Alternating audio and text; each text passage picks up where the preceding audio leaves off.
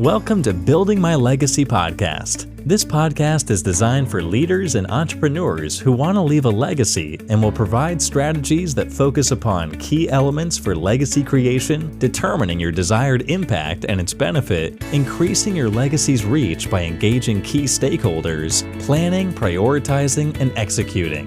Here's your host, Dr. Lois Sonstegard. Hello, everybody, and welcome to Building My Legacy podcast. Today, I have with me Jonathan Goldhill. He works with businesses, companies, especially family-owned businesses that want to scale. He has a very interesting background because, as I've worked with people who coach and consult, one of the things that I've observed often is that some of the people who work and want to work with companies don't really have the experience in working with entrepreneurs or family-owned businesses. Jonathan is the exception to that rule. He has experience. He was in a third-generation men's clothing manufacturing company in New York when it was sold. And he now works for the past 30 years with companies that are looking to scale family-owned businesses and entrepreneurial companies that want to grow. So, Jonathan, you will have a lot of wisdom for us in terms of what is it that businesses need to think about. Lois, thank you very much for having me on your show. And the real story about my family's business was that it was might have made it into the fourth generation had there been leadership that was interested in taking the business to that next level. I think it was at a time when What was the year? What was that? What was the time? So what really happened as I traced back the history was my grandfather and his brothers, who started the business with their father, they started the business in the early 1900s. Okay. And they ran it, and it was a very large private label men's suit manufacturing company, headquartered in New York City with factories in Philadelphia and Kansas City. And give you an idea of the size, it was a few thousand employees and 1 million square feet of factory floor space. So pretty large. Especially at that time, that was a very large company. Yeah, and men's suits were still very popular. They're not today. And they were still being manufactured in the United States. But I think manufacturing was starting to go into decline in the United States in the 60s, certainly into the 70s and 80s. It started to move offshore, eventually moving into the lowest labor economies in Asia and places like that. And so my actual tracing of the history was my grandfather and his brother sold the business in 1969 to a very large conglomerate, but were given lifetime employment contracts, and you continued to operate the company, working out of the showroom and keeping the factory in Philadelphia. And they eventually closed the business down in 1986. So I moved to California in 1980.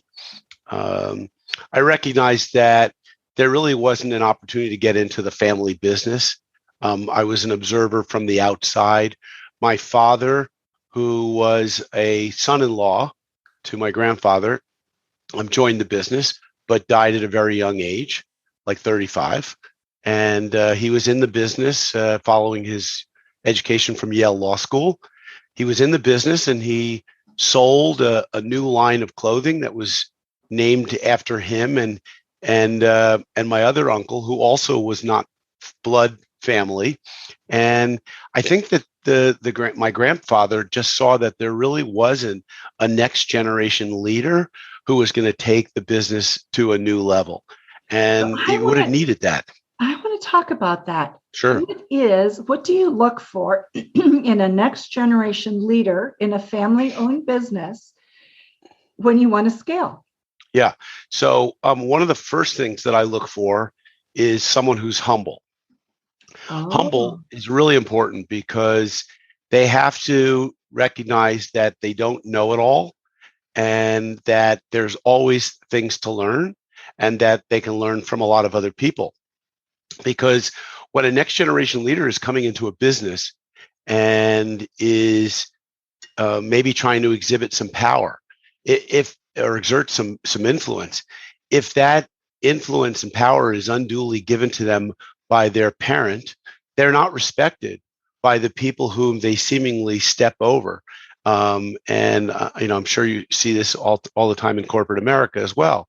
But so you have to be humble, and you have to be recognizing that these people who have been in this company much longer than you, that may be just employees, they need to be respected. They need to be listened to. They need to be understood. And that's what humility requires. And that's what a level 5 leader does. That level 5 leader is what Jim Collins, talked about in terms of servant leadership. So you have to be really humble. That's the first characteristic, I think. The second one, Lois, is you have to be hungry. Like, if you grew up entitled, if you grew up having everything basically being handed to you, given to you, it was easy to, achieve, you can develop a false sense of arrogance. So that immodesty is a real turnoff to people. People want to see that there's a hunger. And so I work with a lot of companies that are 2 to 10 or $20 million in revenue. And if there's a next generation leader in there, he has to want to 2 to 10x that business if he's hungry. And that means that he or she needs to have a vision for what it looks like, for what an improved set of services, an improved set of products, and an improved employee experience, an improved customer experience looks like. And it has to have a vision that people buy into, and it takes time. And so the third thing is that they have to be smart, not just intellectually smart, but more people smart, and that they need to get, the relationships. They need to have a really good emotional intelligence around the relationships of the people that are going to get them where they want to go. And also, you always need to be careful about maybe who you're talking to on the way up, because you'll be seeing some of those types of people on the way down too, as we say. So I think humble, hungry, and smart are, to steal a page from Patrick Lencioni's The Ideal Team Player. Those are what I look for in a next generation leader that wants to take the business to the next level. And, obviously this goes without saying, you have to understand the business. You have to really learn the business from the predecessors. You need to learn the business from being out in the field and talking to competitors and talking to the employees, and you need to get out in the industry, and you need to network with your peers. You need to understand business really well, because if people are going to buy into your vision, and especially if your parents are going to pass the torch to you, they have to know that you're not going to burn the farm, sell the farm, bet the farm. These were real fears that agrarian families, agricultural families had when passing the ranch off to the next generation. So tell me, did your family go through a grieving process when they let go of the business? 3 generations is quite remarkable. Not that I'm aware of. I really was too removed. My grandfather and his brothers were older. My grandfather he developed what seemed to be Alzheimer's, later just turned out to be a series of strokes. So I don't know what that was all related to, but the last 10 years of his life were really difficult to be able to have a conversation with him. And there were people that were involved in the business, like the family accountant, and he was someone I had a close relationship with. And, he was kind of their age too. And so when the business kind of went away and all the taxes and all the paperwork was all done, I mean, he was probably in his 80s and retiring. So I think they had a really good ride. And so I think I'm not aware of what grieving process they went through, if they went through it. Okay. I want to go back to a comment that you made just a little while ago, and that is about personalities Mm-hmm. and how people need to relate to one another. And as I have worked with businesses and with leaders, that is one of the things that I'm often troubled by is sometimes the not so good relationships between father and son, father-daughter, mother-daughter, mother-son in businesses. So how do you help people work through that? Is that possible? And there are times when you must walk away and just say, it can't be done, not for this company because of the personalities. Yeah. So I'm of the mindset that if there's a will, there's a way, but the will has to be on both people's part. And there isn't always the will. I've been in situations where one family member did not have the will. And as a result, the other one developed an unwillingness to trust the family member. It was a difficult situation, and eventually they had to part company. I've observed from the outside, father and son in a family business, that the son really had very different ideas about the business, and the father didn't agree with them. And the son basically came to the father and said, "How about if I buy you out?" And they bought the parent out. I've had family members where they have really good, healthy relationships, and they work through conflict. And there's some conflict that they've never quite gotten all the way through, but it's small stuff.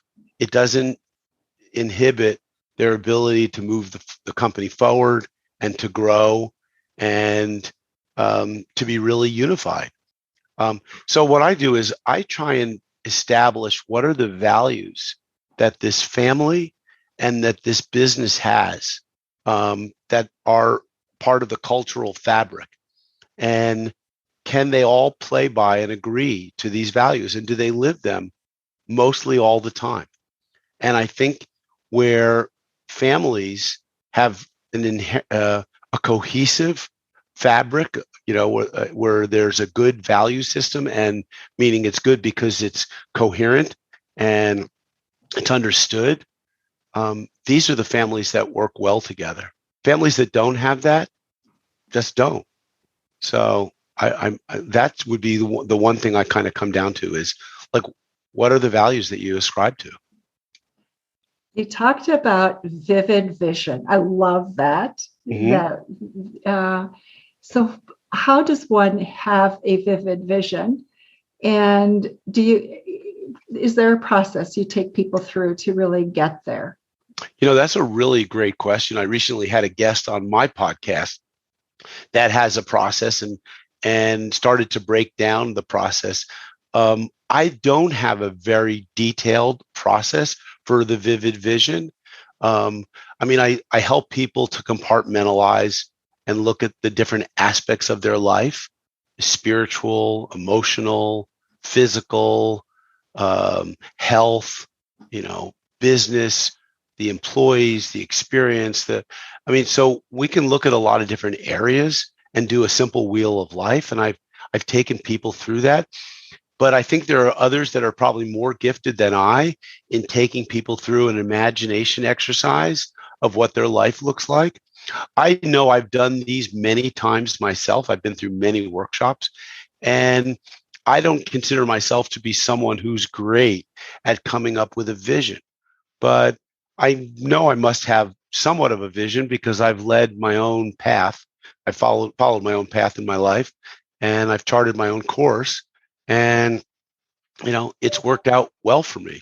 But am I involved in, or have I been involved in breakthrough ideas or products or technologies or services? Probably not.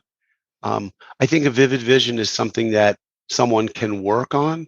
I do find that there are some people that come to me that have really vivid visions, and those people need a lot of help with, like, practical, tactical execution type stuff. And then there's people that are very tactical, and it's really hard to get them to have vivid vision. So I think that I understand the concepts and the need to be able to have both the execution and the vision, but it's almost like it's a gift with some people and not with others in my mind. It's a balancing act in some ways. And I think that's one of the reasons where it's great when you've got more than one person. If you have a family business and you've got 2 people, 3 people, whatever, but they've got different giftings, you can have a powerful business if you can relate to each other, as you say, because we all have the same gifts. Yeah. And, I saw that in my family's business, my grandfather and his 2 brothers. So my grandfather was a fun-loving, outgoing personality. He was a good salesman. People liked him. He got things done, and he made everyone feel really good. His brother was kind of, let's just say he got kicked out of the White House for being too unruly during a presidential talk. He was a character that broke down walls and barriers and was kind of loud and obnoxious. I remember when I was 13 years old and got a birthday present from him. It was a Swiss cuckoo clock that made a lot of noise. And I'll never forget it because it was so much him. My Uncle Izzy was like full of noise and boisterous and loud. And then there was the 3rd brother who was very quiet and very analytical, very studious, and very much got things done. And I think they didn't always like each other. They didn't always agree with each other, but they loved each other. And it always came back to doing, what was best for the family and doing probably what was best for their company. So I think they shared common values, but they were so different. I want to talk for a moment about, you've grown a business, you have a family business, you've come to a time where you decide you perhaps want to sell. What are things that businesses need to get in order to be ready to be really saleable? Wow. Well, there's a number of drivers of value and things that will make a business really sellable. So one is, can the owner or owners be removed from the business and have the business continue to operate without any impediment? So a lack of dependence upon the owner is one of the largest ones that I see with the smaller and even medium-sized businesses. So that means you need to have a great number 2 or a leadership team that can run the business in your absence. And I think that's one of the most important value drivers. You have to have to extend upon that, you have to have really good systems and processes so that the business isn't just dependent upon the people, so it's not a people dependent business, but it's a system and process driven business that can be followed, like a cookbook has a recipe that can be followed. I think that's really important, also driver of value. There's a number of other drivers of value, I think, that make a business more valuable and sellable. Like, do you have a recurring income stream? I deal with a lot of construction companies, and some of them have a maintenance route, and they've got recurring income coming from the maintenance business. Some of them are just dependent upon projects, construction projects, and there's no necessarily a reliability of a future income stream. And those are difficult businesses to sell if you don't have that kind of reliability. So the more solid your recurring revenue is, like a subscription type business that's automatic, the more sellable it is. So those are a few key items, Lois. I think what that says, Jonathan, is people need to start almost at the beginning looking at what is it I have to have in place, because down the road, I'm going to have to sell this, right? Yep. Yeah. I think too many people, very few people think about selling the business while they're starting the business. Right. They're so consumed by what it takes to just start a business that they're not really thinking like an entrepreneur. They're thinking like a small business person. An entrepreneur, sort of by definition in my mind, and I kind of went to school in this. I got a degree from an MBA in entrepreneurship. Okay. But the entrepreneur begins with the end in mind and thinks, what's the ultimate outcome for this business? Like, if I'm going to sell it, who am I going to sell it to? And how am I going to get it to that point of value that the buyer will be interested in it? But very few people think like that. Most people are not entrepreneurs. Most people are small business owners. They start their business by default, not so much by design. And they end up with a business that they've been running for 20 years, especially if it's a family business. It maybe is multi-generational. And then they're trying to figure out how to pass it either to the next generation or how to sell it. And sometimes they find that they don't really have a very sellable business. Okay, so let's go there because I do think you're right. I sat in a group a few years ago now, where people were gathered that were thinking about selling their business. And it surprised me how few were ready for that conversation. And yet they were all there to have that conversation. Yeah. Yeah. I don't want to misstate or misquote some statistics that I've read, but I'll tell you what I believe I recall. And I believe it came from Biz Buy Sell, which is one of the largest online intermediary. It's basically a place to list your business for sale. I think more than 2/3 of all businesses that list themselves for sale actually never sell. And I think that those that do sell, many of them require 2/3 of the money to be paid on like an earn out and over time. So that means that if my math is right, 1/3 of them are selling and 2/3 are not.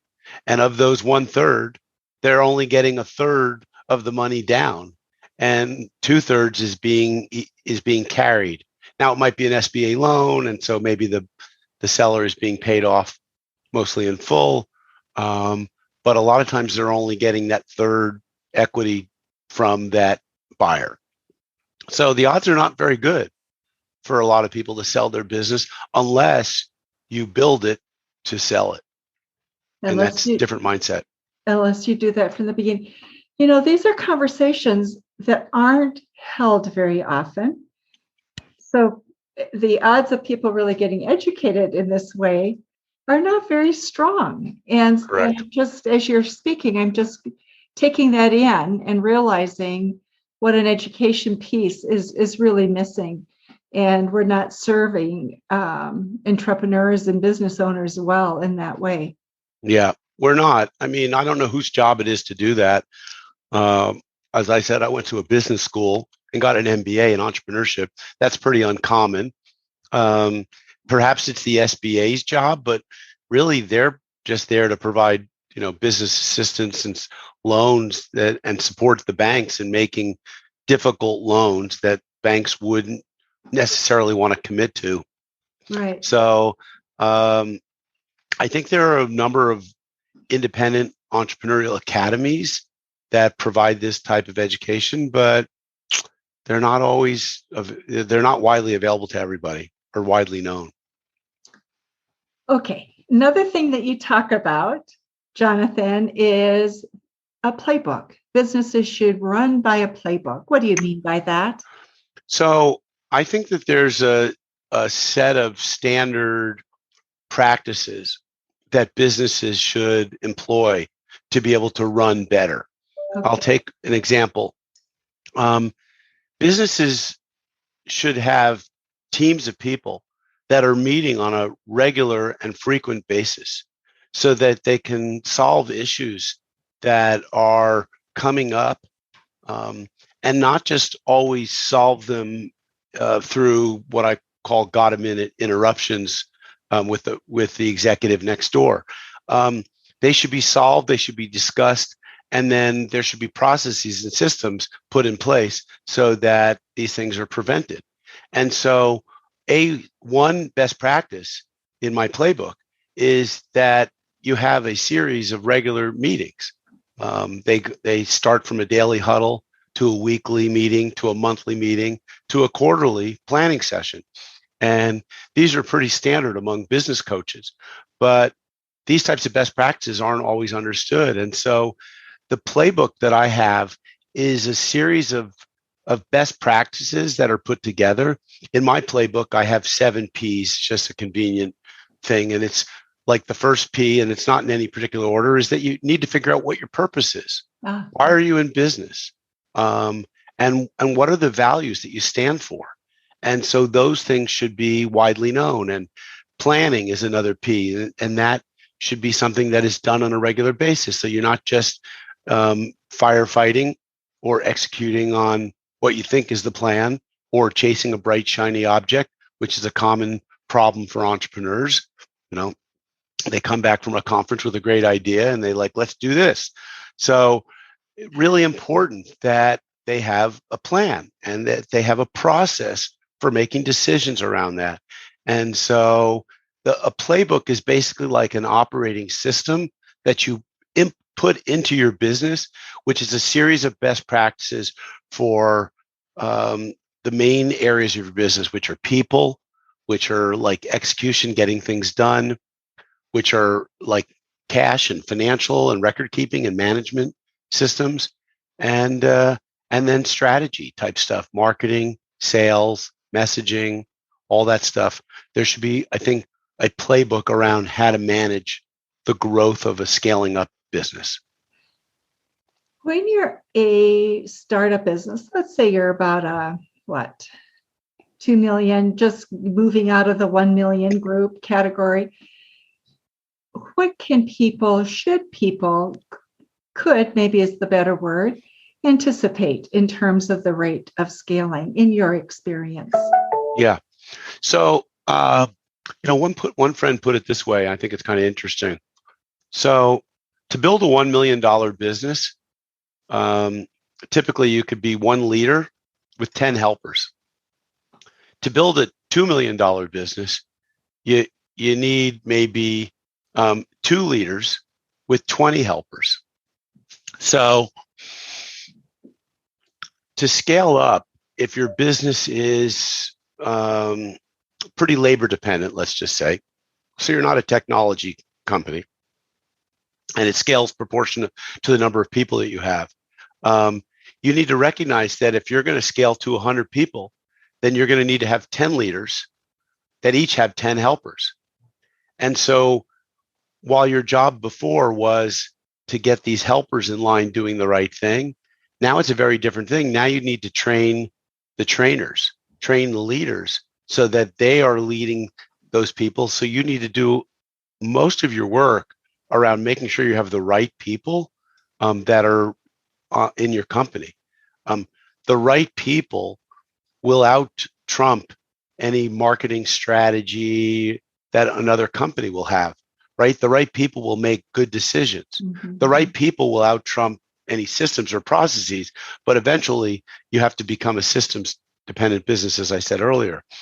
But so what a scaling company can expect is that if you want to grow at 20, let's say 24% a year, your business is going to double every 2 years. So if you're doubling every 2 years, you're going to outgrow your people. You're going to maybe outgrow your leadership capabilities. You're going to maybe outgrow your skills. You're going to outgrow your space. You're going to maybe outgrow your capital. So these are all things that you need to be preparing for if you're going to scale up. And the smartest move I think you can make, bar none, is to hire and surround yourself with the right people that are as smart or smarter than you and that complement your skills so that you can build a company of 10 leaders that have 10 helpers and get to 100 and then some. Does that make sense?